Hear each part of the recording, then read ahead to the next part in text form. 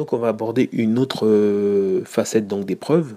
Donc c'est tout simplement moi je vais parler du côté positif, on va dire, des preuves, c'est-à-dire comment faire quand on veut prouver la présence en France. Donc les premiers conseils que je donne à toutes les personnes qui sont dans des situations complexes comme ça et qui envisagent d'aller à la préfecture ou faire des démarches de régularisation, bah, mais c'est tout simplement de montrer votre présence en France.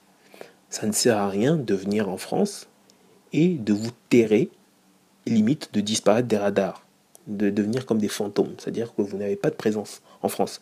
C'est très dangereux. D'autant qu'il y a des personnes qui vivent avec leurs partenaires, qui sont français des fois, pendant des années, mais qui, au bout de plusieurs années, au bout de 3 ans des fois, 4 ans, sont incapables de prouver qu'ils ont vécu régulièrement sur le territoire français. Quand je parle de régulièrement, c'est dans le sens de la durée. Ça, c'est la plupart des dossiers que j'ai rencontrés. Donc, c'est des personnes qui te disent, et puis tu le sais parce que c'est des gens que tu fréquentes. C'est des personnes qui vivent en France depuis 5 ans, des fois, mais qui sont capables de prouver, peut-être à part certains petits éléments, comme quand ils vont chez le médecin, à part ça, ils n'ont pas d'autres éléments. Donc, très important, vous avez votre conjoint qui est français ou française, mais la moindre des choses, vous vivez dans une maison, vous êtes en concubinage, mais la moindre des choses, c'est qu'il y ait des éléments à vos deux noms. Pour la facture, par exemple, de la box, je sais que les opérateurs téléphoniques au niveau des box, c'est pas possible de mettre deux noms pour la box. Par contre, pour l'EDF, c'est tout à fait possible d'avoir deux noms. Et même avant d'aller jusqu'à l'EDF, quand on va sur l'assurance de locative, on appelle, c'est un coup de fil. Vous appelez, oui, allô, je voudrais juste rajouter un nom sur mon assurance. Voilà, c'est le nom de mon conjoint. Et c'est un truc qui prend à peine 5, même pas 5 minutes. C'est rapide. Une fois que vous appelez votre assurance, elle rajoute le nom et c'est bon.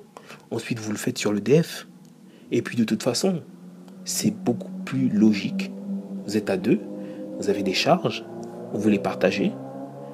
Donc, il y a une personne qui paye, par exemple, le loyer, il y a une autre personne qui fait EDF, qui fait l'assurance, qui paye, par exemple, je sais pas moi, si vous payez une autre charge, ça permet après de pouvoir attester que vous avez une vie commune.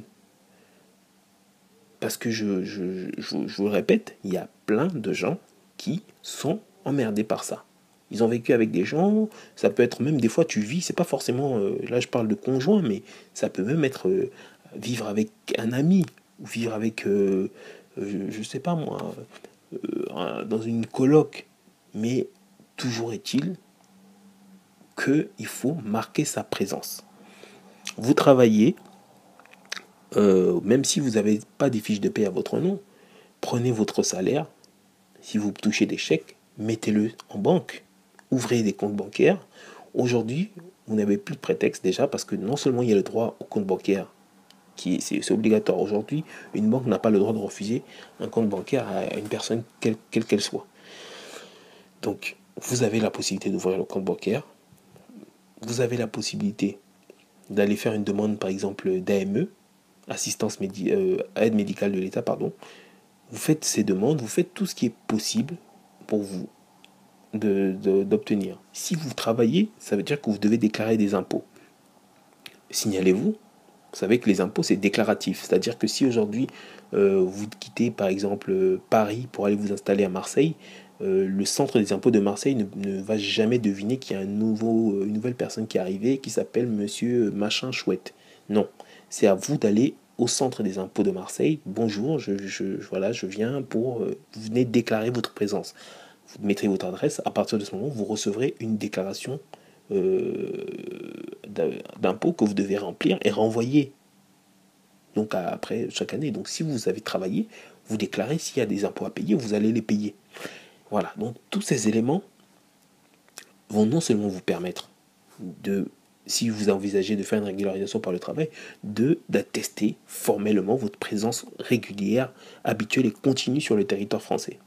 Et à côté de ça, si vous avez par exemple, vous ambitionnez également d'aller, par exemple, vous marier, c'est aussi important pour certaines mairies, hein, pour attester que le mariage n'est pas un mariage blanc, de montrer que, bah écoutez, ça fait 5 ans qu'on vit ensemble, on ne vient pas se marier pour... voilà, si on se marie aujourd'hui, c'est vraiment que ça fait longtemps qu'on est ensemble. Et il y a des gens, malheureusement, qui n'arrivent même pas à le prouver, alors que c'est vrai. Ça fait des années qu'ils sont ensemble, mais ils ne peuvent même pas le prouver parce que ils n'ont jamais pensé à mettre les éléments comme ça dans la maison aux deux noms. Donc, très important, les preuves, signalez-vous partout. Si vous avez un abonnement de transport, vous le payez, vous gardez les preuves, vous faites une demande d'AME, voilà, déclarez sur le bail, déclarez sur l'EDF, déclarez sur l'assurance locative, et ainsi de suite. C'est pas très compliqué. Voilà. Donc voilà, j'espère que je vous aurai encore apporté des éléments supplémentaires. Et puis on se retrouve très prochainement pour une autre vidéo dans laquelle je vais vous apporter encore quelques autres astuces. Voilà. Et avant de terminer, d'ailleurs, je voudrais rappeler que je ne suis pas un avocat, je ne suis pas un spécialiste du droit, je suis juste une personne qui a été habituée avec la préfecture, notamment à travers moi ou les personnes qui m'entourent. Donc, si vous avez les moyens, n'hésitez pas à aller vers l'avocat, allez vers des avocats, c'est toujours mieux. Et puis, ben, faites tout pour être en règle, hein. De toute façon, voilà, vous savez très bien comment on fait pour se retrouver dans l'illégalité. Donc, à vous de faire tout pour vous retrouver dans la légalité. Voilà. Donc, n'oubliez pas de vous abonner, de mettre un j'aime si vous avez apprécié la vidéo. Et puis, on se retrouve très bientôt pour une nouvelle vidéo. Allez, salut!